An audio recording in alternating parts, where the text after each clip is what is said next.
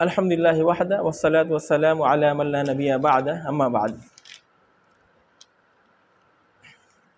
وعن ابن عباس رضی اللہ عنہما ان رسول اللہ صلی اللہ علیہ وسلم لما بعث معاذا الى اليمن قال انك تأتي قوم من اهل الكتاب فليكن اول ما تدعوهم اليه شهادة لا اله الا الله وفي رواية الى ان يوحدوا الله فإنهم أطاعوك لذلك فأعلمهم أن الله افترض عليهم 5 صلوات في كل يوم وليلة فإنهم أطاعوك لذلك فأعلمهم أن الله افترض عليهم صدقة تؤخذ من أغنيائهم فترد على فقرائهم فإنهم أطاعوك لذلك فإياك وكرائم أموالهم واتقي دعوة المظلوم فإنه ليس بينها وبين الله حجاب أخرجاه. دیکھیے ہماری گفتگو اس حدیث کی شرح کے سلسلے میں چل رہی تھی اور ہم لوگ یہاں تک پہنچے تھے إنك تأتي قوما من أهل الكتاب فليكن أول ما تدعوهم إليه شهادة أن لا إله إلا الله إلى أن يوحدوا الله وفي رواية إلى أن يوحدوا الله. یہاں تک ہم لوگ پہنچے تھے، یہاں تک کی شرح ہو گئی تھی. اب ہم آگے دیکھتے ہیں. اللہ کے نبی صلی اللہ علیہ وسلم نے حضرت معاذ بن جبل سے کہا فَإِنْهُمْ أَطَاعُوكَ لِذَلِكَ، اگر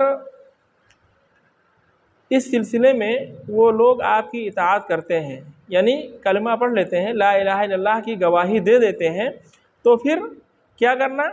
لا الہ الا اللہ کی وہ گواہی دیتے ہیں اور اس کے تابع ہو جاتے ہیں، لا الہ الا اللہ کے تابع ہو جاتے ہیں، تو فَأَعْلِمْهُمْ أَنَّ اللَّهَ افْتَرَضَ عَلَيْهِمْ 5 صَلَوَاتٍ، تو ان کو بتانا کہ اللہ تعالیٰ نے ان پر 5 نمازیں فرض کی ہیں. تو ان کو یہ بتانا کہ اللہ تعالیٰ نے ان پر 5 نمازیں فرض کی ہیں. تو اس میں یہ معلوم ہوا کہ نماز کا مقام و مرتبہ بہت ہی زیادہ ہے. شہادتین کے بعد یعنی لا الہ الا اللہ محمد الرسول اللہ کی گواہی کے بعد، توحید کے بعد نماز کا درجہ آتا ہے، نماز کا نمبر آتا ہے. اس سے معلوم ہوا کہ نماز یہ بہت بڑی واجب ہے، سب سے بڑی واجب ہے. شہادتین کے بعد سب سے بڑی واجب ہے، سب سے عظیم واجب ہے. اچھا، اس کا یہ معنی ہرگز نہیں ہے کہ جو کافر ہیں، جو لوگ کافر ہیں، ان سے نماز کے بارے میں باز پرس نہیں ہوگی، سوال ان سے نماز کے بارے میں نہیں کیا جائے گا. اس سے یہ ہرگز نہیں سمجھنا چاہیے، بلکہ دین کی جتنی بھی باتیں ہیں، جتنے بھی اوامر اور نواہی ہیں، اللہ رب العالمین نے دین میں جتنی باتوں کا حکم دیا ہے اور جتنی باتوں سے منع فرمایا ہے، سب کے خطاب میں یہ بھی شامل ہے. ان سے بھی خطاب ہے، یعنی کافرین سے بھی خطاب ہے. اس خطاب میں امر اور نہی کے خطاب میں یہ بھی شامل ہے، کافر بھی شامل ہے. ایسا نہیں کہ مطلب نماز یعنی شہادتین کی گواہی نہیں دے رہے ہیں، کلمہ توحید اگر ابھی انہوں نے نہیں پڑھی ہے، مسلمان جو نہیں ہوئے ہیں، ان سے نماز کے بارے میں نہیں پوچھا جائے گا، اور نماز کو ترک کرنے کے سلسلے میں جو سزائیں اللہ رب العالمین نے رکھی ہیں وہ سزا ان کو نہیں ملے گی. ایسی بات نہیں ہے، بلکہ ان کو اس کی بھی سزا ملے گی. اور عمومی خطاب میں یعنی اللہ رب العالمین نے جہاں بھی امر اور نہی رکھا ہے، سب میں یہ بھی شامل ہے. اس خطاب میں، امر اور نہی کے خطاب میں یہ بھی شامل ہے، کفار بھی شامل ہیں، اور پوری شریعت یعنی شریعت کی جو فروعات ہیں ان میں یہ بھی مخاطب ہیں، کفار بھی مخاطب ہیں اس کے، ان سے بھی خطاب کیا گیا ہے. اور یہی سب سے اچھی بات ہے، یہی سب سے بہتر بات ہے. تو اللہ کے نبی صلی اللہ علیہ وسلم نے فرمایا فَأَعْلِمْهُمْ أَنَّ اللَّهَ افْتَرَضَ عَلَيْهِمْ صَدَقَةً تُؤْخَذُ مِنْ أَغْنِيَائِهِمْ فَتُرَدُّ عَلَى فُقَرَائِهِمْ. ان کو یہ بتانا کہ اللہ تعالیٰ نے ان پر یعنی اللہ رب العالمین نے ان پر کیا ہے، زکوٰۃ کو فرض کیا ہے. اگر وہ نماز آپ ان کو بتائیں گے کہ اللہ رب العالمین نے نماز 5 وقت کی نمازیں تم پر فرض کی ہیں، اگر وہ نماز پڑھنے لگتے ہیں، اس سلسلے میں اطاعت کرتے ہیں آپ کی اور اس کے تابع ہو جاتے ہیں، تو پھر ان کو کیا بتانا؟ فَأَعْلِمْهُمْ أَنَّ اللَّهَ افْتَرَضَ عَلَيْهِمْ صَدَقَةً تُؤْخَذُ مِنْ أَغْنِيَائِهِمْ فَتُرَدُّ عَلَىٰ فُقَرَائِهِمْ، تو ان کو یہ بتانا کہ اللہ تعالیٰ نے ان پر صدقے کو فرض قرار دیا ہے، وہ صدقہ یعنی زکوٰۃ ان کے اغنیاء سے لی جائے گی اور ان کے فقراء پر لوٹا دی جائے گی۔ زکوٰۃ مالداروں سے لے لی جائے گی اور فقراء پر لوٹا دی جائے گی۔ اس میں اس بات کی دلیل موجود ہے کہ نماز کے بعد جو ہے زکوٰۃ سب سے بڑا رکن ہے، سب سے بڑا رکن ہے اور سب سے ضروری رکن ہے۔ نماز یعنی سب سے پہلے نمبر پر توحید شہادتین، اس کے بعد میں نماز، اس کے بعد میں زکوٰۃ، اور زکوٰۃ نماز کے بعد اس کا درجہ ہے، نماز کے بعد یہ سب سے ضروری رکن ہے، اسلام کا سب سے ضروری رکن ہے۔ یہ بھی معلوم ہوا کہ زکوٰۃ کن لوگوں سے لی جائے گی، صدقہ کن سے لیا جائے گا؟ مالداروں سے لیا جائے گا، زکوٰۃ مالداروں سے لی جائے گی اور فقراء پر اس کو خرچ کر دیا جائے گا، فقراء میں اس کو تقسیم کر دیا جائے گا۔ نبی کریم صلی اللہ علیہ وسلم نے یہاں پر فقراء کو خاص کیا ہے، جبکہ قرآن میں اللہ رب العالمین نے اس کے 8 مصارف بیان کیے ہیں، تو یہ اللہ کے نبی صلی اللہ علیہ وسلم کا یہ فرمان اس اللہ رب العالمین کے فرمان کے خلاف نہیں ہے، بلکہ اللہ کے نبی صلی اللہ علیہ وسلم نے جو اللہ رب العالمین نے 8 اصناف بیان فرمائے ہیں، 8 اصناف یعنی 8 مصارف بیان فرمائے ہیں، نبی کریم صلی اللہ علیہ وسلم نے ان 8 مصارف میں سے ایک مصرف کا یہاں ذکر کیا ہے اور اس کو خاص کیا ہے، فقراء کو اللہ کے نبی صلی اللہ علیہ وسلم نے خاص کیا ہے۔ خاص کیا کیوں؟ کیونکہ زکوٰۃ میں سب سے زیادہ حق انہی فقراء کا ہے۔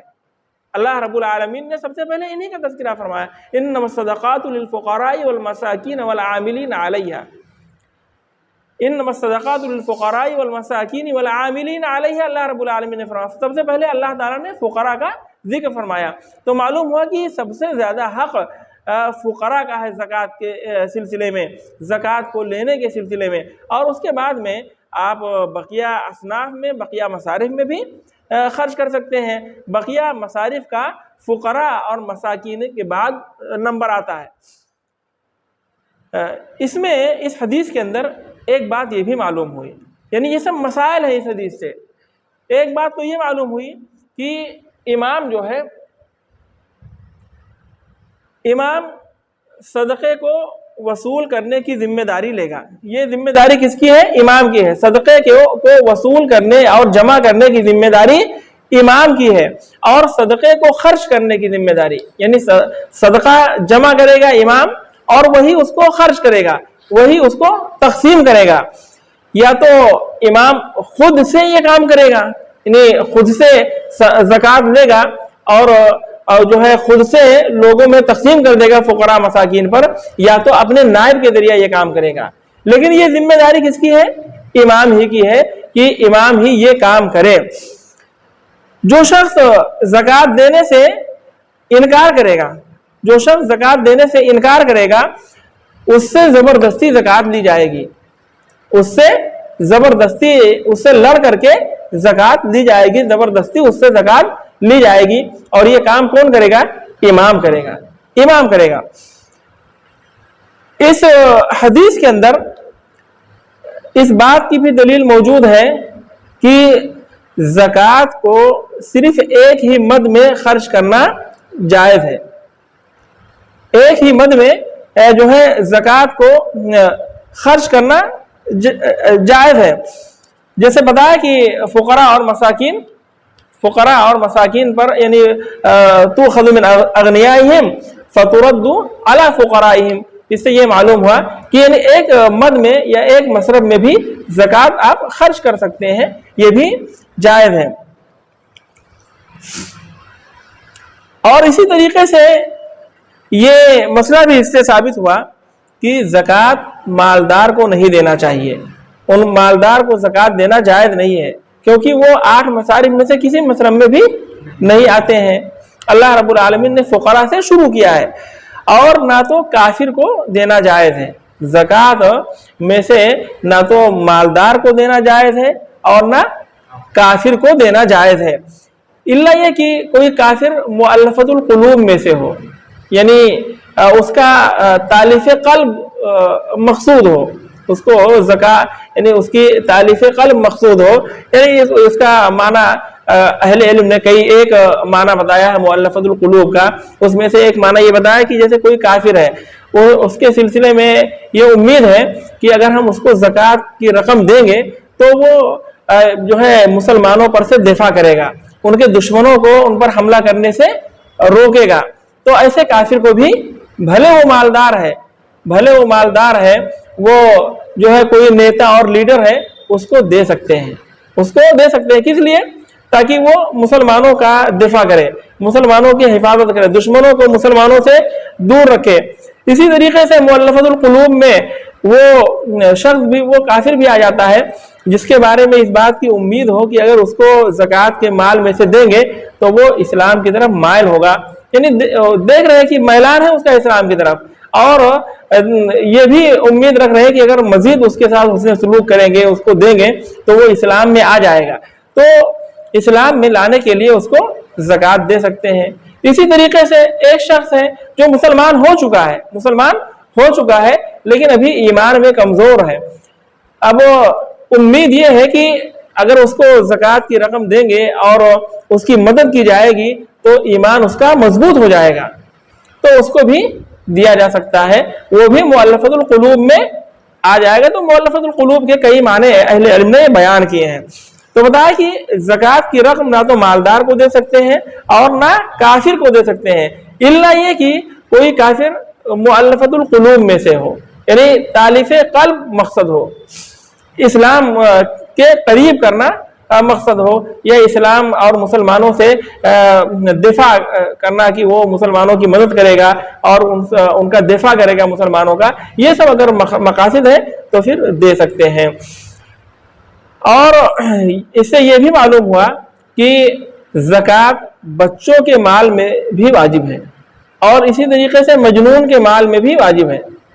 شرط کیا ہے زکوٰۃ کے لیے؟ مالدار ہو، صاحب نصاب ہو۔ فرمایا کہ تؤخذ من اغنیائہم فترد علی فقرائہم، تو بچے بھی مالدار ہو سکتے ہیں، ایک مجنون ہے، دیوانہ ہے، وہ بھی مالدار ہو سکتا ہے، تو اس کے یعنی اس کے مال میں سے بھی زکوٰۃ نکالی جائے گی، لی جائے گی اگر وہ صاحب نصاب ہے، مالدار ہے۔ تو جمہور اہل علم کا یہی قول ہے، جمہور اہل علم یہی اسی بات پر ہے کہ بچے کے مال میں سے بھی زکوٰۃ نکالی جائے گی اور واجب ہے، اسی طریقے سے مجنون کے مال میں بھی زکوٰۃ واجب ہے۔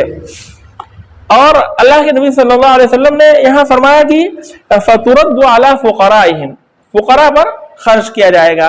قرآن میں کیا ہے؟ انما الصدقات للفقراء والمساکین، تو فقراء اور مساکین کی تعریف میں جو ہے اہل علم میں اختلاف ہے اور مختلف قسم کی اہل علم نے تعریف کی ہے، بعد نے فقراء کی حالت کو سنگین بتایا ہے، بعد نے مساکین کی حالت کو زیادہ سنگین بتایا ہے۔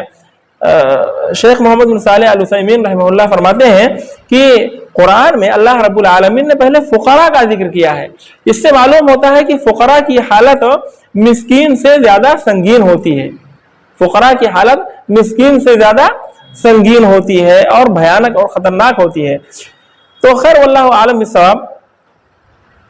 اب یہاں پہ اللہ کے نبی صلی اللہ علیہ وسلم فَتُرَدُّ عَلَى فُقَرَائِهِمْ، تو کچھ الفاظ ایسے ہیں جو جب مفرد بولے جاتے ہیں، یعنی آتے ہیں تو ساتھ ساتھ، جیسے اسلام اور ایمان، یہ ساتھ ساتھ بھی آتے ہیں اور الگ الگ بھی استعمال ہوتے ہیں، اور ایسے ہی فقراء اور مساکین یہ ساتھ ساتھ بھی آتے ہیں اور الگ الگ بھی استعمال ہوتے ہیں۔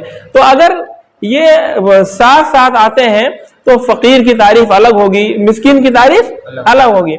اگر یہ اکیلے اکیلے آتے ہیں، یعنی کہیں صرف فقیر کا لفظ آ گیا ہے تو فقیر میں مسکین بھی شامل ہے، اور اگر کہیں صرف مسکین کا ذکر ہے تو مسکین کے ساتھ فقیر بھی شامل ہے۔ اللہ کے نبی صلی اللہ علیہ وسلم نے حضرت معاذ بن جبل رضی اللہ تعالیٰ عنہ کو یہ بھی نصیحت کی کہ وَإِيَّاكَ وَكَرَائِمَ أَمْوَالِهِمْ، زکوٰۃ لینا لوگوں کے مال میں سے، لیکن ان کے اچھے نفیس اور عمدہ مال لینے سے بچنا، گریز کرنا، دور رہنا، جو ہے ان کے اچھے اور نفیس مال کو، عمدہ مال کو نہیں لینا کہ جاؤ اور دیکھو جو اچھے اچھے جانور ہوں، اچھے اچھے موٹی موٹی اونٹنیاں ہوں، دودھ دینے والی، خوب گوشت والی اور بڑی تگڑی خوبصورت، انہیں کو تم چھاٹ لو، نکال لاؤ، چن لو، ایسا نہیں کرنا۔ تو بتا کرائم، کرائم یہ کریمتن کی جمع ہے، کریمتن کی جمع ہے، یعنی جو ہے جو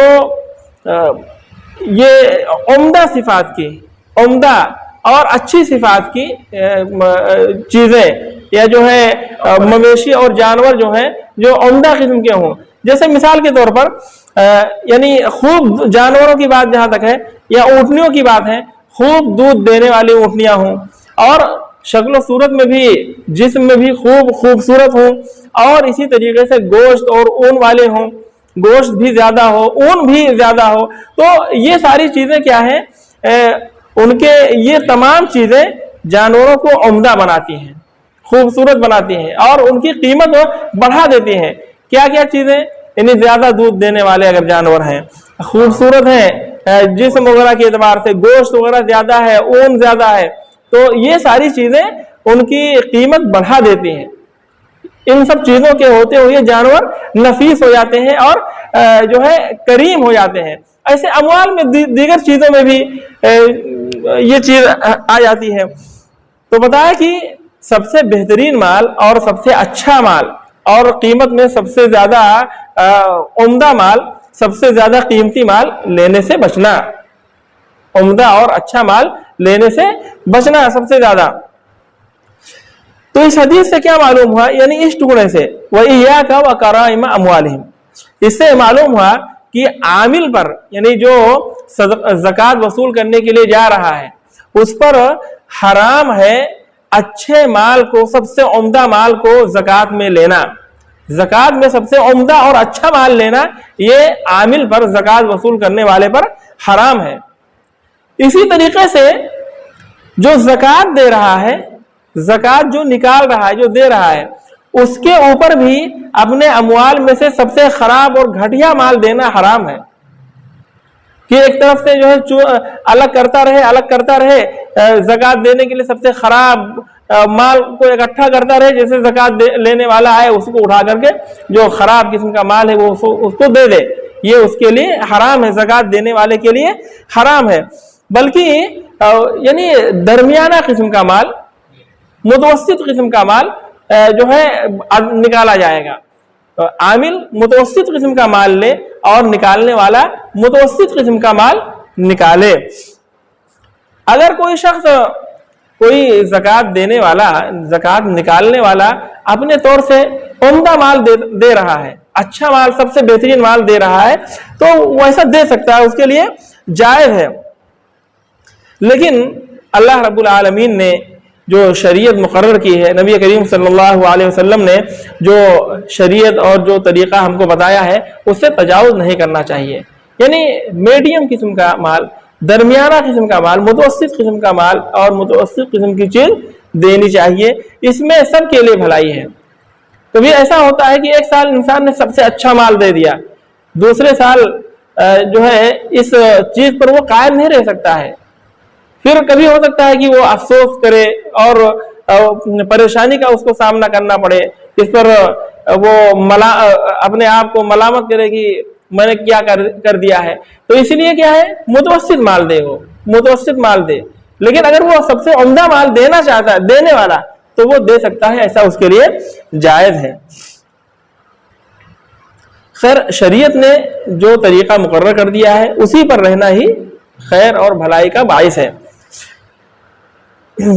اللہ کے نبی صلی اللہ علیہ وسلم نے یہاں یہ بھی فرمایا وَاتَّقِي دَعْوَةَ الْمَظْلُومِ، اس حدیث میں جو حضرت معاذ بن جبل رضی اللہ تعالی عنہ کو جن باتوں کی نصیحت کی، سب سے پہلے ان کو بتایا کہ سب سے پہلے انہیں لا الہ الا اللہ کی گواہی کی دعوت دینا، یعنی توحید کی دعوت دینا، اس کے بعد میں نماز کی دعوت دینا، پھر اس کے بعد میں زکوٰۃ کی دعوت دینا، اور اس کے بعد میں زکوٰۃ کا حکم دیتے ہوئے آپ صلی اللہ علیہ وسلم نے یہ فرمایا کہ وَإِيَّاكَ وَكَرَائِمَ أَمْوَالِهِمْ، ان کے سب سے عمدہ اور نفیس مال کو لینے سے گریز کرنا، بچنا۔ اور پھر بتایا کہ واتقی دعوت المظلوم، اور مظلوم کی بد دعا سے بچنا، ہوشیار رہنا۔ یعنی عدل و انصاف سے کام لینا، عدل سے کام لینا اور ظلم نہیں کرنا، یہ دو صفت ہے۔ یعنی ایک تو آدمی فیصلے میں عدل کرے اور ظلم نہ کرے، یہ دونوں صفات ایسی ہیں جو جس کو اللہ رب العالمین نے یہ دونوں صفتیں عطا کر دی، دونوں صفات، دونوں خوبیاں جس کو اللہ رب العالمین نے عطا کر دی، وہ دنیا اور آخرت دونوں کے فتنوں سے اور شر سے، برائیوں سے بچ گیا ہے۔ جس کو اللہ تعالیٰ نے یہ دونوں خوبیاں عطا کی ہیں، عدل کی اور ظلم کو چھوڑ دینے کی خوبیاں جن کو اللہ رب العالمین نے عطا کی ہیں، وہ دنیا اور آخرت دونوں جگہ وہ کس سے بچ گیا؟ شرور سے، فتنوں سے اور برائیوں سے، ہر قسم کے برائیوں سے وہ بچ گیا۔ تو یہ بہت اہم چیز ہے۔ اللہ کے نبی صلی اللہ علیہ وسلم اتقی واتقی دعوت المظلوم، اور مظلوم کی بد دعا سے بچو۔ اس میں اس بات سے آگاہ کیا گیا ہے کہ جو ہے انسان کسی بھی قسم کا ظلم نہ کرے، ہر قسم کے ظلم سے بچنے سے کا حکم دیا گیا ہے کہ انسان کو ہر قسم کے ظلم سے بچنا چاہیے، کسی قسم کا بھی ظلم اس سے سرزد نہ ہونے پائے۔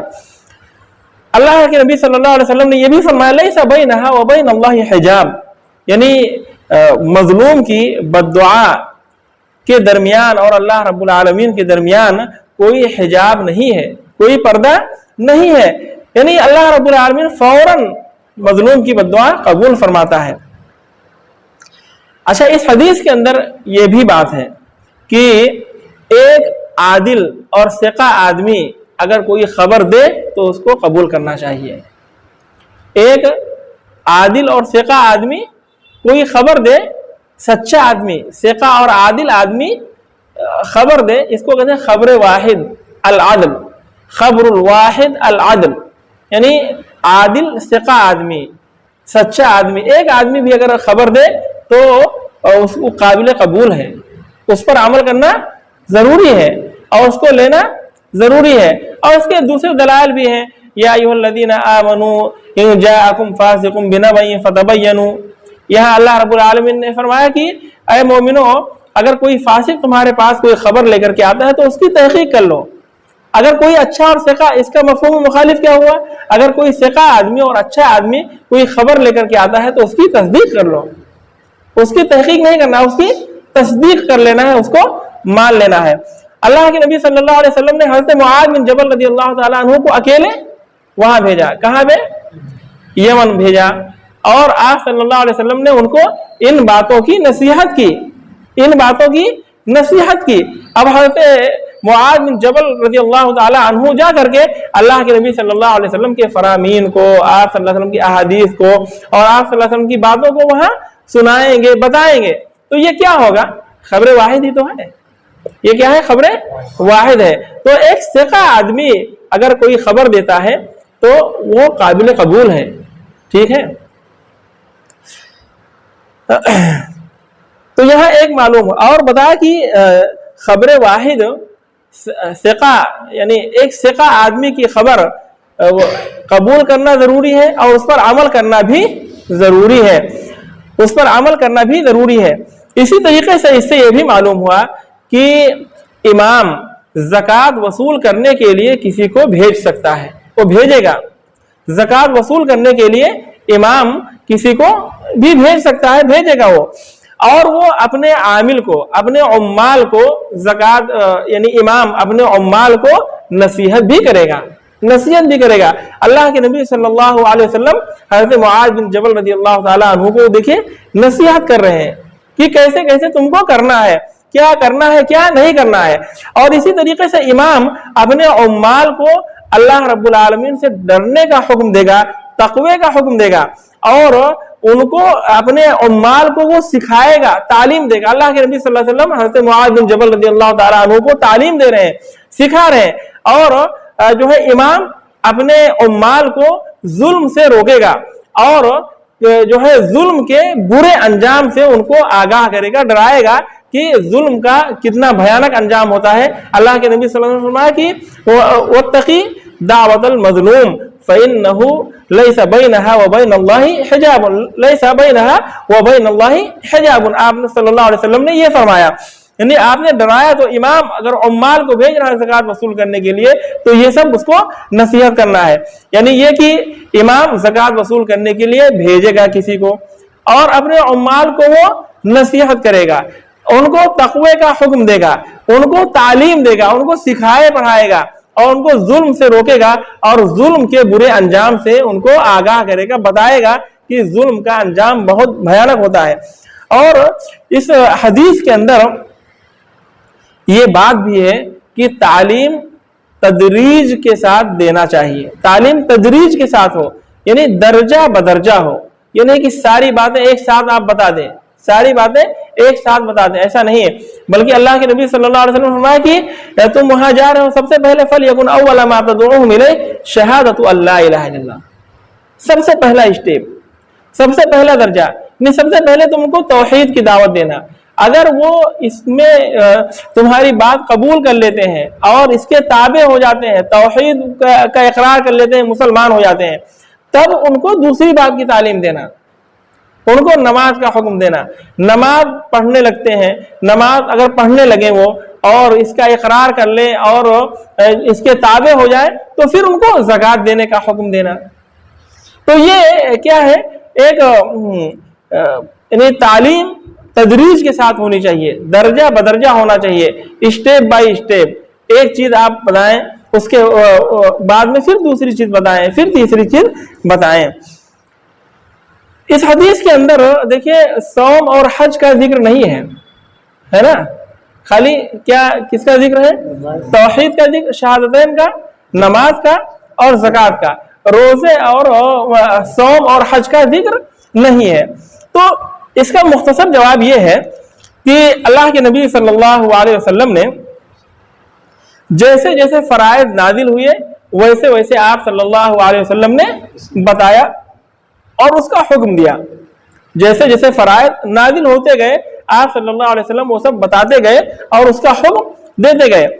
اور دوسرا جواب یہ ہے اس کا مختصر طور سے کہ ہر مقام پر جو بات مناسب لگی آپ صلی اللہ علیہ وسلم نے جو بتانا یا جتنی باتیں بتانا آپ نے مناسب سمجھا، آپ نے وہاں اتنی باتیں بتائیں، اتنی باتیں آپ صلی اللہ علیہ وسلم نے بتائیں.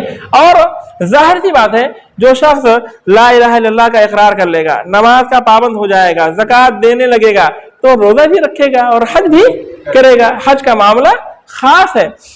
تو یہ اس کا مختصر جواب ہے. اب دیکھیے مؤلف رحمہ اللہ نے اس حدیث کے بعد سہل بن سعد رضی اللہ تعالی عنہ کی حدیث لے کر کے آئے ہیں اور جو ہے اس کو بیان کیا ہے. اس میں بھی یہی بات ہے کہ اللہ کے نبی صلی اللہ علیہ وسلم نے حضرت علی رضی اللہ تعالی عنہ کو جب خیبر فتح کرنے کے لیے بھیجا تو آپ صلی اللہ علیہ وسلم نے ان کو یہی اسی بات کا حکم دیا کہ ان کو لا الہ الا اللہ کی دعوت دینا، ان کو اسلام کی دعوت دینا. اگر وہ اور یہ بھی بتایا کہ اگر تمہارے ذریعہ ایک آدمی بھی مسلمان ہو جاتا ہے تو یہ تمہارے لیے سب سے بہترین یعنی سب سے اچھے اور عمدہ چیز سے بہتر ہے. خیر لک من حمر النعم آپ نے فرمایا کہ سرخ اونٹوں سے بھی یعنی سب سے عمدہ چیز جو ہوتی تھی عرب میں یعنی سب سے بہترین چیز، اس سے بتایا کہ اس سے بھی تمہارے لیے یہ چیز بہتر ہے، یہ بہتر ہے تمہارے لیے ایک آدمی بھی تمہارے ہاتھ پر مسلمان ہو جاتا ہے. انشاءاللہ تعالی اس حدیث کی تفسیر اور اس حدیث کے سلسلے میں ہم لوگ کل گفتگو کریں گے. تو خیر مؤلف رحمہ اللہ اس باب کے ذریعے یہ بتانا چاہتے ہیں کہ انسان جو توحید کا اقرار کر رہا ہے اور توحید کی فضیلت جانتا ہے، اس پر عمل کر رہا ہے، تو وہ اپنی ذات تک محدود نہ رہے بلکہ اس کی دعوت دینا، توحید کی لا الہ الا اللہ کی گواہی کی دعوت دینا ضروری ہے. اور پھر مؤلف رحمہ اللہ نے یہاں قرآن کی آیت ذکر کی اور اس کے بعد میں 2 احادیث ذکر کی اور دونوں احادیث سے اسی بات کو ثابت کیا ہے کہ توحید کی دعوت دینا واجب اور ضروری ہے. انشاءاللہ تعالی سہل بن سعد رضی اللہ تعالی عنہ کی حدیث کے سلسلے میں کل انشاءاللہ تعالی ہماری گفتگو ہوگی. سبحانک اللہم و بحمدک اشہد ان لا الہ الا انت استغفرک و اتوب الیک.